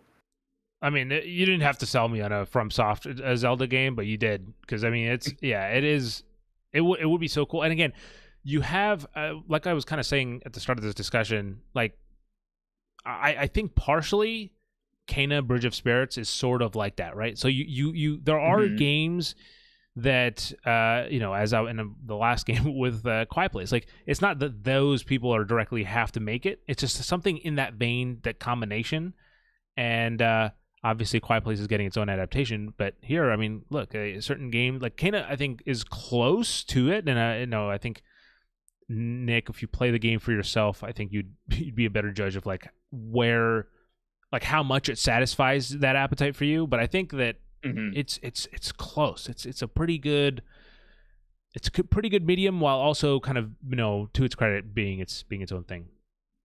Hmm. Now let's see here. Here's okay. So one of my, I think it was in 2022, one of my favorite games of the year was Lacuna. And every time I think about it, I think of Lacuna Matata. That is not a thing in the game. It's just that's just where my mind goes. I watched Lion King a lot as a kid, but Lacuna is a sci-fi side scroller that's like a narrative game. It's not like a Metroidvania or anything like that. It's literally you walk around, you're finding clues, you're a detective in this sci-fi world, and as you're making cyberpunk sci-fi world, and as you're making these choices, like you essentially. Oh, dude, I could go. You can read my full review on respawnstation.com for Lacuna, but it is you get like this sheet that essentially says like, you know, you go to a crime scene, for example, and it'll give you a report, and you have to say, okay, based on this evidence that I collected and this evidence, I think this person is to blame, and then you submit that report to your superior, and like that's the decision you make, but you can make the wrong decision. Like you can, go like say the wrong person is responsible or stuff like that. So I very much in that vein of what they already did with Lacuna. I would love to see them work on a Blade Runner game where you're playing as like it doesn't have to necessarily be the detective. Mm-hmm. Fuck, I'm forgetting his name. Shaw? No, that's not Deckard. Deckard? Deckard, yeah. Yes, there you go. I got there in the end. It doesn't have to be him, but like just a detective in, you know, a Whalen Yutani run city, kind of taking notes, you know, just existing. I think that would be. They already have atmosphere so well, but I think that like they kind of purposefully kind of keep it to a certain degree. So to see them turn it up to Blade Runner, which I think is like 10 or 11, you know, like the atmosphere, the vibe of those movies are so strong. To see them do that would just be it would be awesome. And it could, again, it doesn't have to be anything else. Like it literally can be Lacuna with it. Like it doesn't have to be a 3D, you know, adventure game or a first person sim. Like it just the same thing they did, same mechanics, but you know, with this kind of new world and playground to kind of have fun with. Yeah, for sure. Blade Runner is such an interesting property when it comes to video games because it does get like adaptations every once in a while, and very different types. I mean, there was like an old PC game. Yeah, I know about the old I know one. that there's another one that's in development right now. Might also be from Annapurna. Don't quote me on that one, but damn. Yeah, I mean, I think Blade Runner just has that vibe where it's just like, you know, if you can kind of slot it into any number of different types of game, and it probably fits.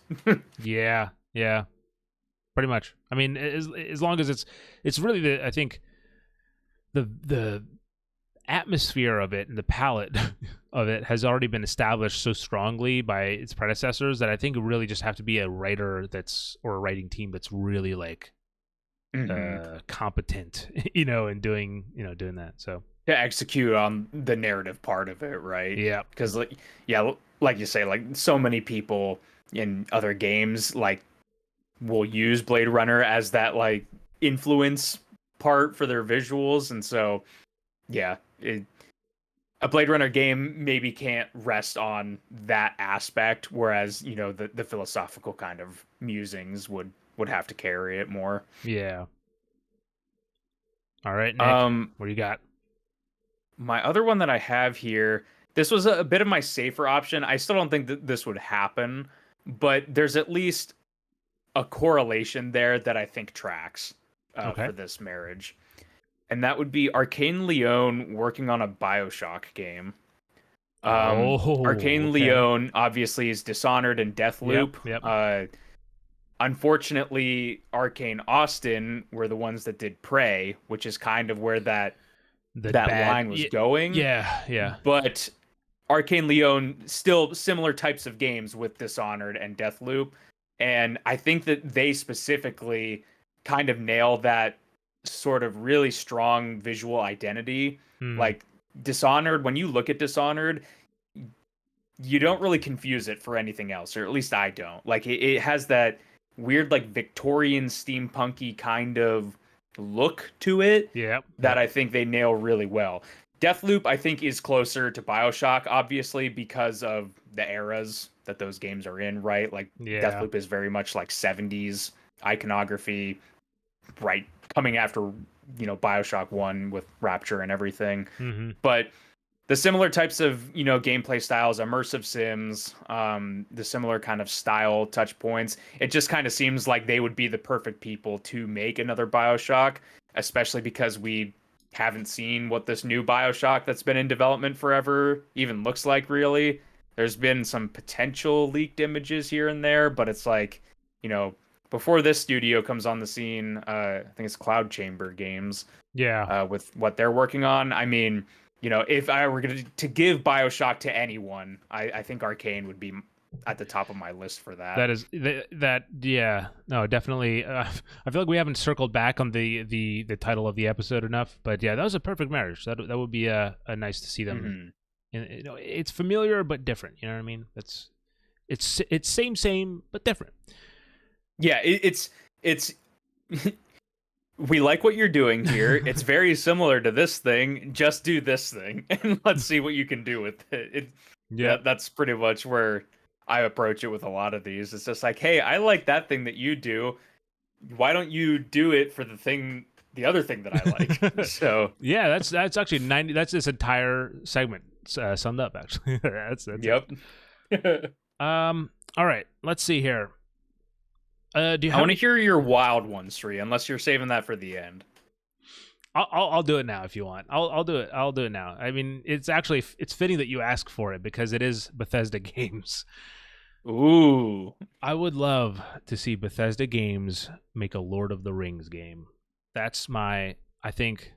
It's and again, Nick, it's not going to be up your alley because I know you don't like Bethesda their fantasy realm, but to like that degree, because I love the like I love Skyrim because of like playing in that world and that game specifically, but Lord of the Rings just means so much to me, and I think again, I would love to see an RPG. Not there's so many Lord of the Rings games at this point, guys, that are all like doing some weird kind of like feeling like niche requirements. Like there's a kind of a mining game. I think it's called the Mines of Moria. There's infamously there's Gollum, but yeah, just a true RPG that's like a modern RPG that has like a dialogue system. You pick what you're saying. Just like the way that Bethesda does it. There's something about the way Bethesda does it, like the way their cutscenes look, or not the cutscenes, the dialogue, interactions look. I would love to see that. Like, I would love to speak to Gladriel while there's like, it's like bokeh, like focused out, like background of like, like I don't know, like that would be fucking awesome, like a dream come true. Coming out of a cave and seeing just like a castle, like in the distance on like a hilltop, yeah, exactly. Or like or seeing you again. There's dragons. I mean, who knows? I mean, it'd be so interesting to see. As a Lord of the Rings fan, I do think the Rings of Power have been a little shaky. So something else to get the gears going. It could be a Rings of Power adaptation. I don't care, but something. Someone make that, please. Thanks. Thank you. Were you expecting a Bethesda game on there? I wasn't, honestly, but I'm glad that you brought up Bethesda. Oh no, is this yours? Oh shit, I set him up perfectly. No, I'm actually out of my list that I came prepared with, but Bethesda is another one where I constantly think about different things. What if they did this? Yeah. That, or it's like, obviously in the Bethesda community, so many people constantly are like, what if this studio had Fallout and it wasn't Bethesda Game Studios? Yeah. Or, what would it look like in, CD Projekt Red's hands? Or obviously, we got Obsidian to work on New Vegas, but it's like, what if Obsidian got Fallout again? Like those are always conversations that are happening in the Bethesda community. Yeah. And this is a bit more amorphous, but I would say this definitely won't happen just based on, interviews that Todd Howard has given and everything. But it's like, what would it look like if Bethesda took elements of their games, right, but just made it a smaller game? Made it like not an open world game, or like really hyper focused, like a Telltale game almost? Not necessarily, but just maybe like we hyper focus on dialogue and branching paths, or we hyper focus on a combat loop that's like really satisfying, rather than casting the net really wide and including like all of these features and stuff. It's like, what if we just hyper focus on this one thing and try something like that?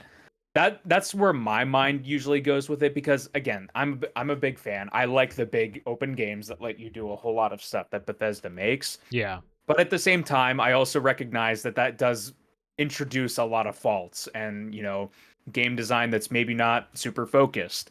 It obviously, the type of game that they're making, an open world RPG, is very prone for bugs and stuff, which they've, famously historically had. So it's like I do wonder, and maybe it's just me being selfish after getting Hi-Fi Rush, where it's like, it feels like that was the proof that and the validation that I needed, where it's like, if you hyper focus on this loop and everything, you know, this rhythm action gameplay loop and just kind of build everything into that, you know, you get some really strong results seemingly. So Damn. Well, that's kind of the stuff that I would like. That or just like something completely out of left field, like, oh, Bethesda's going to make a 3D platformer. it's always interesting Like, though to see a big studio make a small game. I mean, we've seen that a few times, and I think almost all the time, not all the time, but almost all the time, that turns out really awesome because it's like, it's often these games are like, you know, avenues for release, right? Because when you're working on like franchises, I need to stop saying like, when you're working on franchises, they tend to, you know, you're restricted to what you have. You know, if you're working on a Marvel game, for example, and you're constantly working on them, you're working constantly with these characters, these moveset, like you know what a Spider-Man game is, et cetera, et cetera. So to have a wild, weird indie game that's, you know, a 2.5D Metroidvania, and yes, I'm using Song of the Deep as an example, and that's why I used Insomniac as an example for Marvel. So seeing those kind of things, there are often outlets for like, oh, I have this idea that I don't know where to put in this game, you know, I'll put it in this. Specifically with Song of the Deep, though, I mean, that was a dad at Insomniac who was like, oh, I want to make a game for my daughter. That, you know, then that's what that game ended up becoming. It was a very small thing, and I think GameStop ended up publishing it. But it was really, yeah, it was a sweet treat, I'll say, in the sea of AAA games. Sri, do you have another one? Because I just came across one looking at my Steam library that I think would be insane. I have three more. Go ahead and do another one. All right. And then I'll hit you with my wild one that just popped up. Okay. All right. I will say that my last one is the one no one will expect. I will say that. Because it's just no one. Maybe someone in chat will pick it up, but it's, yeah. Anyway, the next one that I'm going to talk about, though, is a collaboration, or not a collaboration. It is Mad Max. Okay, it is a Mad Max game. I know we had one in 2015, I think, right? 2014, 2015, somewhere in there. But this one, the difference is this one would be developed by United Front Games. And if you don't know who United Front Games are, they are the developers of Sleeping Dogs. So I don't know, truth be told, sure probably looked that up. Don't know if they're still a studio. I feel like they might not be. But seeing them, like, you know, having played Sleeping Dogs and absolutely loving it, I would love to see them or an adjacent, if they're not if they're not around, work on a Mad Max, or, you know, to be more relevant, I'll say is a Furiosa game that's kind of, you know, that set in that weird, crazy Mad Max world. I think that they would be able to do all the elements that you'd need for that type of story really well. You know, the action, the driving, the kind of the combat of it all. I think they got everything they need. So I would love to see that. I'll actually, instead of Mad Max, I'll say specifically Furiosa, because I think that then they have this kind of, I don't know, a more relevant reason, I guess, to come back. Yeah. Tie it in again. I know the game was around like Fury Road also, so yeah, it'd be weirdly fitting to keep in line with those type of games. Yeah. That was Avalanche, right? The first one was Avalanche, I think. The 2015 one. I believe so. Yeah. Yes. All right. What's your crazy one? So it might not be as crazy, but to me it would be crazy. Okay. So I was just looking at my list, and one of the games that popped up was the Stanley Parable. And have you played that game before? I watched someone play it. I know it's not the entire thing, but I know the gist. Like I know the idea. Yeah, so you know the kind of gist of it. I liken the Stanley Parable very similarly to something like Portal, right? Yeah. Stanley Parable doesn't quite have, like, you know, game mechanics like Portal does, or It like has a puzzle narrator designs. and Exactly. And I was just thinking, well, that right there would be a really interesting combo. Like, what if it's a Stanley Parable-esque game, but it's from like either employees or something that work at Aperture Science? And I was thinking about that, and it's like, oh, what if they were like, they're developing the portal gun or whatever, and like how oh goofy and weird like office commentary would be yeah, through like, these companies in the Valve kind of space, right?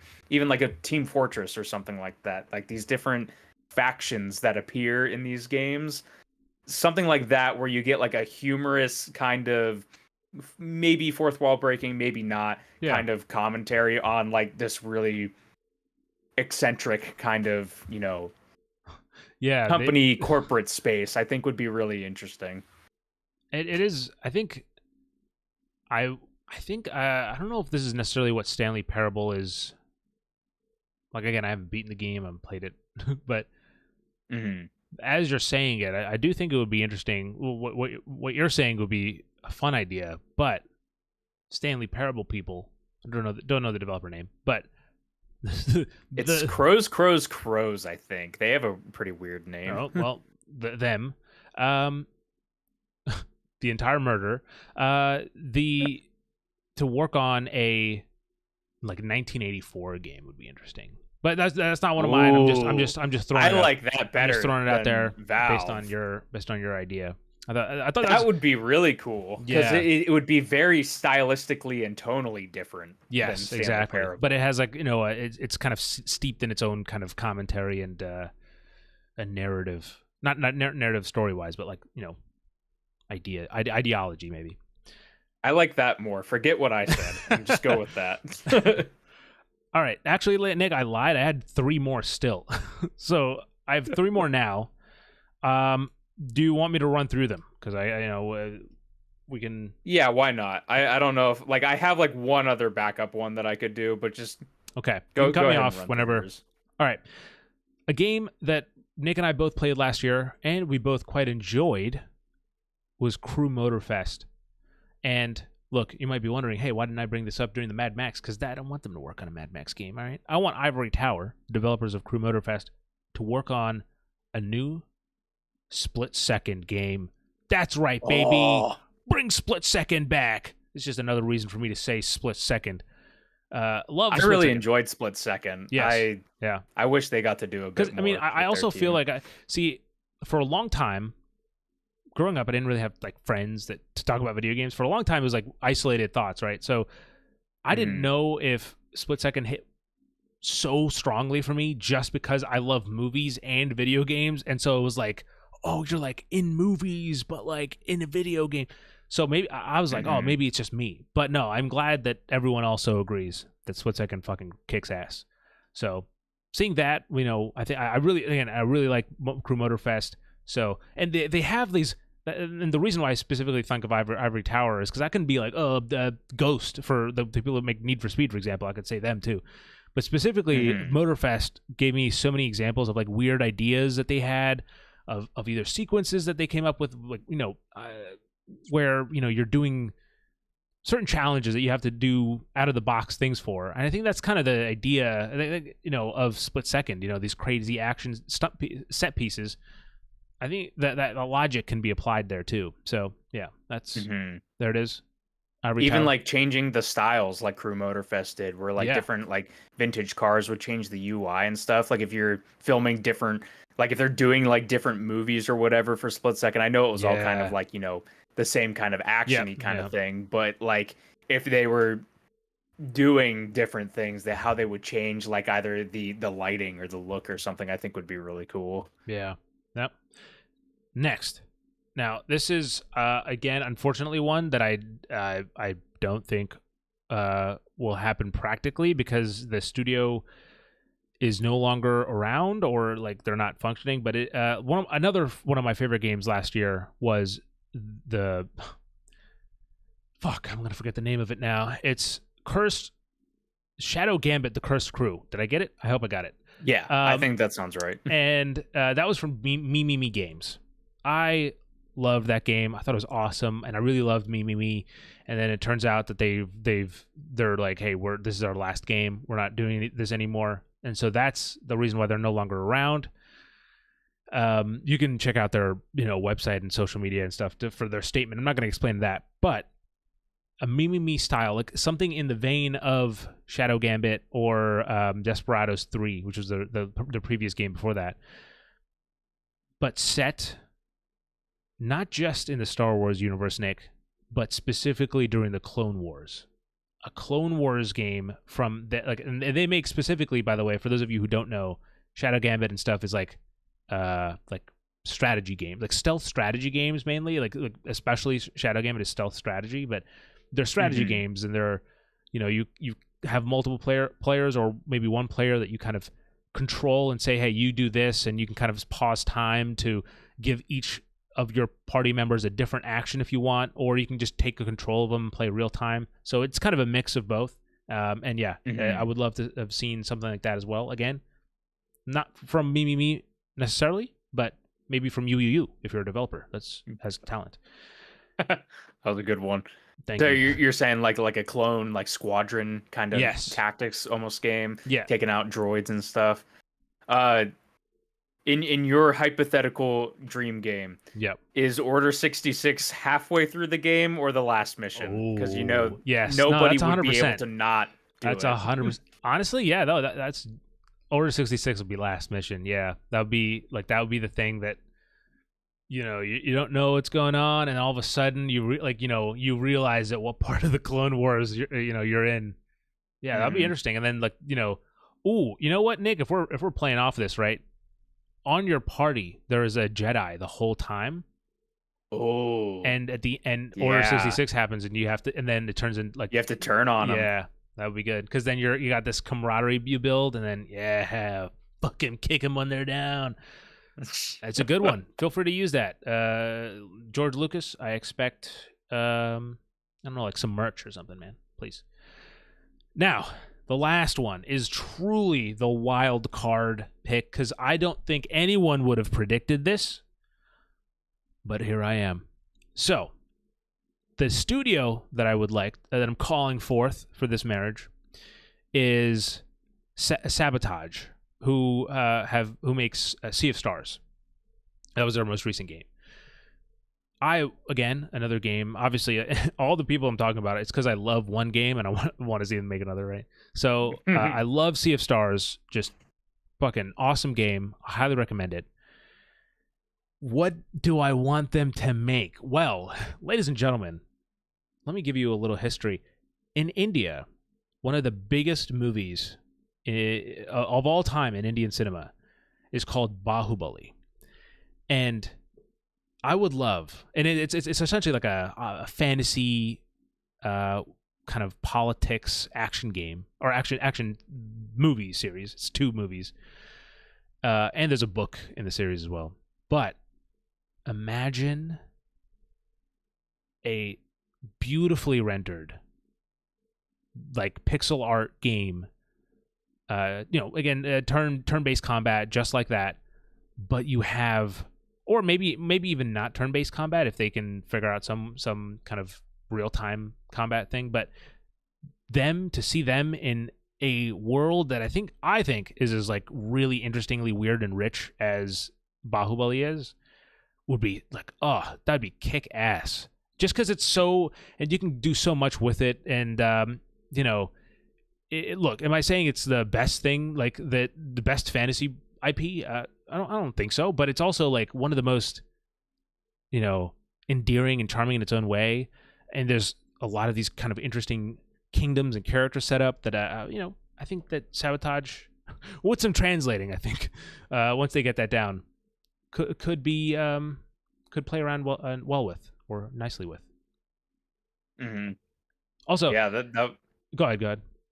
I was just gonna say that even just from the little bit you were showing there, like you can kind of imagine that like bouncy kind of active turn-based combat, just purely based on visuals alone. Yep, exactly. And one of the craziest things, and here's a fun fact only for you guys, there were actually this is the big mic drop moment. I'm gonna end this we're gonna end this episode on, Nick.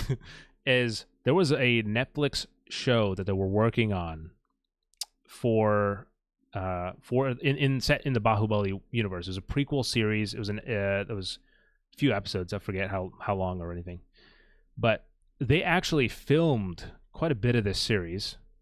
I think the first few episodes, and I was on set for those few days, and let me tell you, it was a crazy experience. Unfortunately, the show got canceled. I can't say any more about it.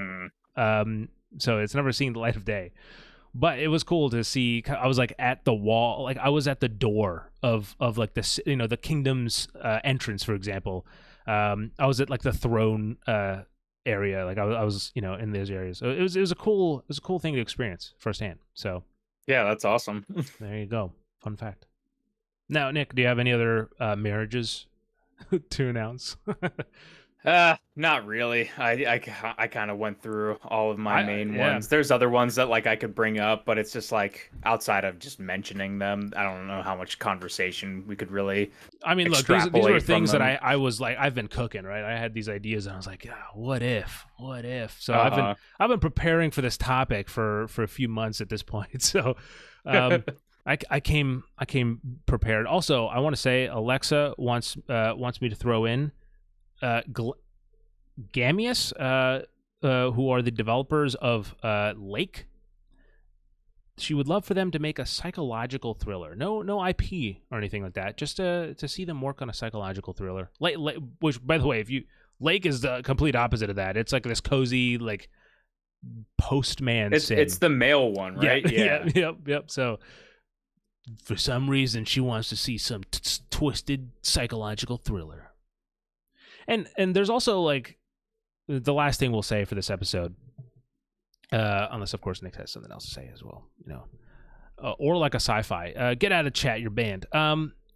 There's certain like easier ones to kind of pitch out that I purposefully didn't include, but I don't know. I don't want to speak for Nick, but like, fuck, I need to stop saying like.